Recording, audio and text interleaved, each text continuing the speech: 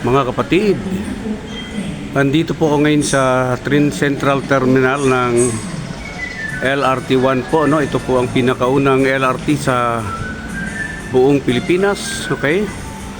At may napansin lang po ako, mga kapatid, no?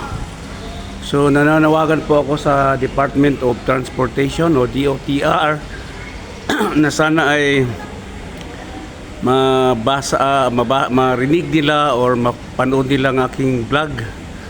Si King Prince po ito, no, sa Travel 369. So napansin ko po dito sa Central Terminal ay ito po ang pinaka-central na terminal ng LRT1, pero marami pong kulang, mga kapatid.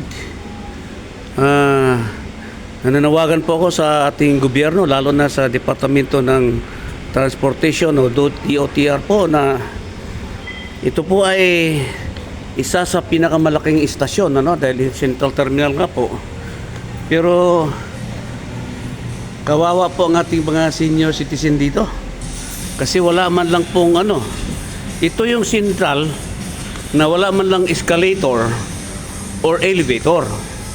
Isa pa, mukhang hindi rin po, wala po nakikitang CR. May CR yata doon, pero siya, pay CR po, no? So sana po ay mapansin ang ating DOTR na bigyan ng maglagay ng elevator or escalator po, para naman po ay hindi mahirapan ang ating mga senior citizens, ano? Ako po ay isang senior citizen na po. So hirap din po akong umakyat, lalo na kung may gamit ka. So hindi ko ng Central Terminal ay yung Arroceros, no? Yan, merong parang balito na plaza. Yan, pwede kayo mamasyal doon, mga kapatid. So pasyal kayo dito para makita nyo ang Arroceros, no? Yan po, mga kapatid, green na green po. So malapit din po tayo sa SM Manila, mga kapatid, sa unahan.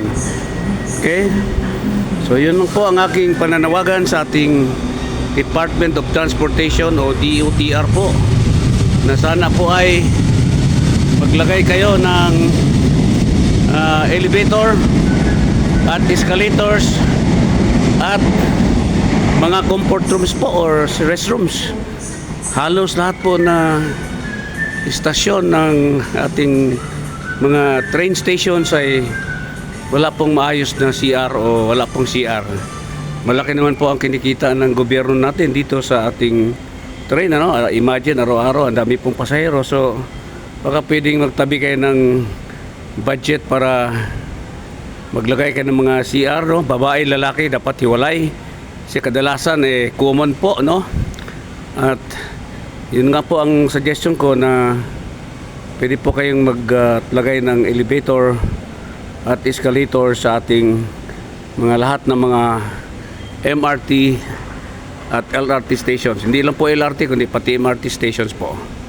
Okay po, mga kaibigan, yan lang po, mga ma'am sir, no? DOTR po, baka pwede nyong tingnan ang pagkukulang ng ating mga LRT or MRT stations. Ito po si King Prince para sa Travel 369. Maraming salamat po. God bless us all. To God be the glory. God is good.